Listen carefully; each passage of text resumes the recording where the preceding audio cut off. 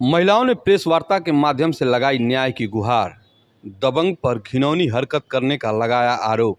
जी आपको बता दें कि बांसगांव थाना क्षेत्र के एक गांव की दो महिलाएं मंगलवार की दोपहर 12 बजे गोरखपुर जर्नलिस्ट प्रेस क्लब सभागार पहुंचकर किया प्रेस वार्ता।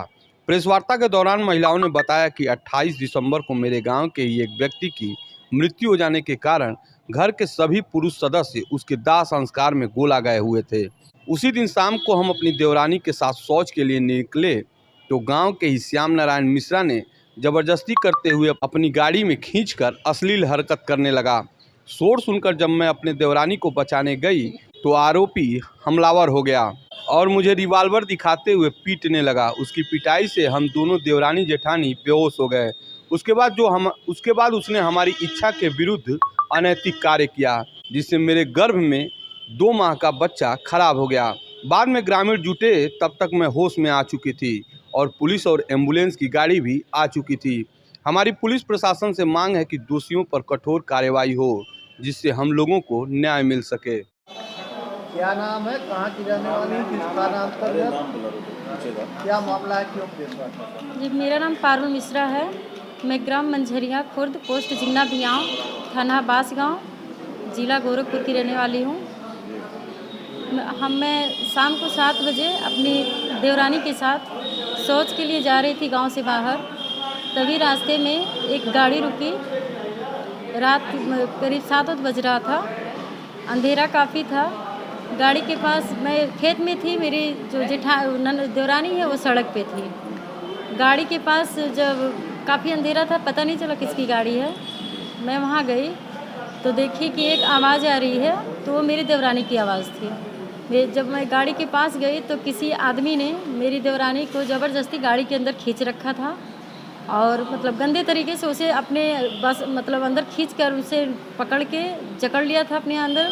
ये चिल्ला रही थी। मैंने उन्हें ज़बरदस्ती खींचकर बाहर किया अपनी देवरानी को, और उसे भी धक्का देके अंदर करके उसका दरवाज़ा गेट का बंद कर दी।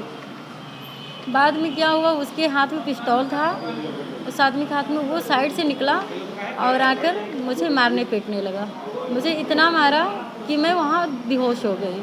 आधा घंटा बाद जब मुझे होश आया तो गांव वाले वहाँ इकट्ठा हो चुके थे। उसके बाद में क्या हुआ मुझे नहीं पता।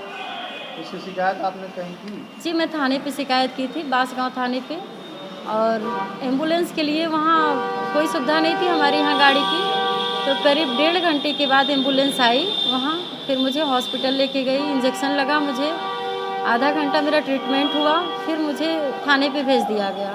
थाने पे लोगों ने गंभीरता से मेरी बात नहीं ली और उन्होंने कहा कि जाओ, मेडिकल जब हो जाएगा उसके बाद ही कुछ बताएंगे। फिर मैं घर गई, दूसरे दिन मैं फिर हॉस्पिटल गई, हॉस्पिटल से फिर थाने गई, सारी बात अपनी रखी। लोगों ने गंभीरता से नहीं ली। शाम 5-6 बजे के करीब जब ये रोती हुई गई तब लोगों ने हमारा FIR लिखा और हमें मेडिकल के लिए गोरखपुर सदर में भेज दिया, जहां आज हमारा मेडिकल हुआ है। रिपोर्ट अभी नहीं आया। कौन लोग थे, कुछ आइडिया है आपको? मुझे बाद में पता चला कि वो गांव के लोग हैं। जब ये घटना घटी तो मुझे नहीं पता था कि वो कौन लोग हैं, कहां से आए हैं। लेकिन अभी मुझे पता चला कि वो गांव के लोग हैं।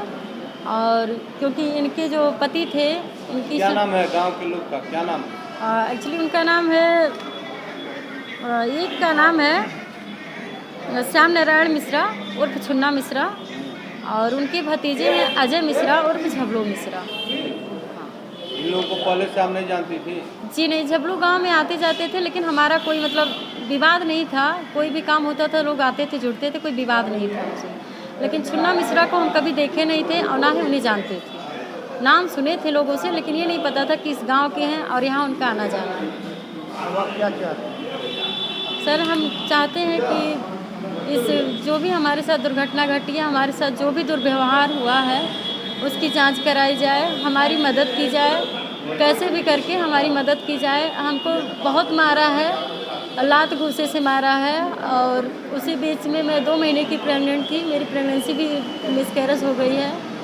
हालांकि रिपोर्ट अभी नहीं आया है और मैं काफ़ी परेशान हूँ। मैं न्यायालय से न्याय चाहती हूँ, हाथ जोड़कर विनती करती हूँ। कैसे जान रही कि आपका जो है प्रेगनेंसी मिसकैरेज हो गया? दरअसल मुझे उसी दिन ब्लीडिंग स्टार्ट हो गया, करीब 10 बजे रात में। ब्लीडिंग स्टार्ट हुआ, मैं हॉस्पिटल में थी। मैंने बताया हॉस्पिटल को कि मुझे दिक्कत हो रही है, लेकिन लोगों ने कहा कि इंजेक्शन लगा दिए नॉर्मल हो जाएगा। उसके बाद में रात 10 बजे मेरा मिसकैरेज हुआ। फिर 3 दिन मैं ब्लीडिंग से परेशान थी। आज तक मैं केवल पैरासीटामॉल ओलोफ्लोक्सोसिन जैसी दवाइयाँ खाकर काम चला रही हूँ। जब ये घटना घटी तो आपके घर के अन्य सदस्य कहाँ थे? जी, मेरे गांव में एक लोग एक्सपायर हो गए थे, तिवारी जी थे। मेरे गांव में कुल 10 से 15 लोग थे। सब लोग वहाँ गए थे, शमशान गए थे उनके अंतिम संस्कार के लिए। मेरे गांव पे प्रेजेंट टाइम पे कोई भी पुरुष नहीं था, केवल मेरे घर का नहीं, कहीं का कोई पुरुष नहीं था। जब ये घटना हुई, वहाँ आधा घंटे बाद जब मुझे होश आया तो वहाँ केवल 2-4 औरतें गांव की और कुछ बच्चे थे। 1 घंटे बाद गांव के कुछ लोग आए तो मुझे हॉस्पिटल ले जाने के लिए एम्बुलेंस के लिए फ़ोन किए।